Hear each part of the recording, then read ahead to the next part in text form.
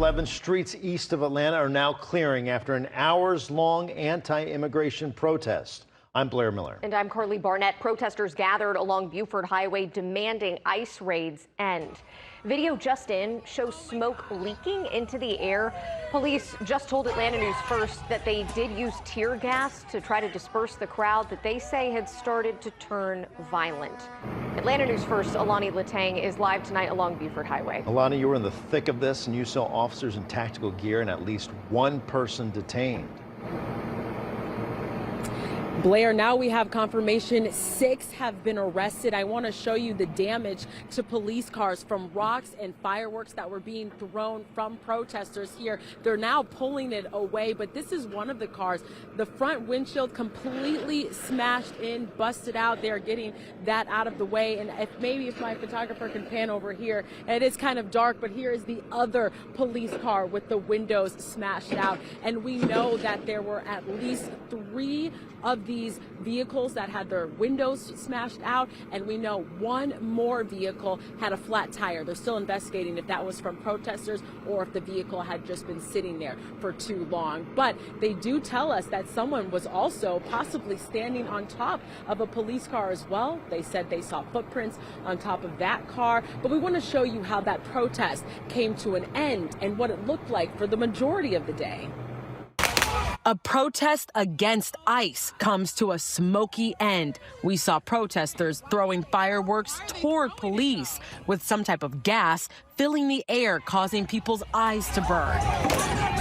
But before the chaos, people who are here as immigrants have every right to be here, and they deserve an opportunity to work hard and get a good life. Signs held high, megaphones on full volume, protester after protester. Hundreds of them lined Buford Highway in Brookhaven, rallying against the Trump administration's immigration policy and ongoing deportations. Some protesters say it's impacting them personally. We can't even come out without being scared. We don't want to live like that. We came here not to live like that. We came here for a better life. It's important to acknowledge the fear, but understand that this is an act of terror against the immigrant community by the Trump administration.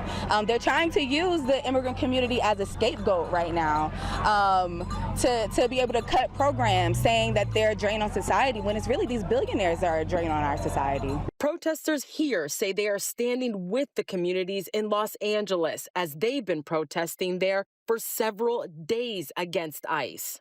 Good for LA. Let's do it. Let's go. The whole country should be out in the streets right now. President Donald Trump addressing those protests in LA. They're engaged in this willful attempt to nullify federal law and aid the occupation of the city by criminal invaders. That's what it is. They're invaders, no different. Their position is that the rioting will not stop unless ICE withdraws from Los Angeles and ceases the enforcement of federal immigration law.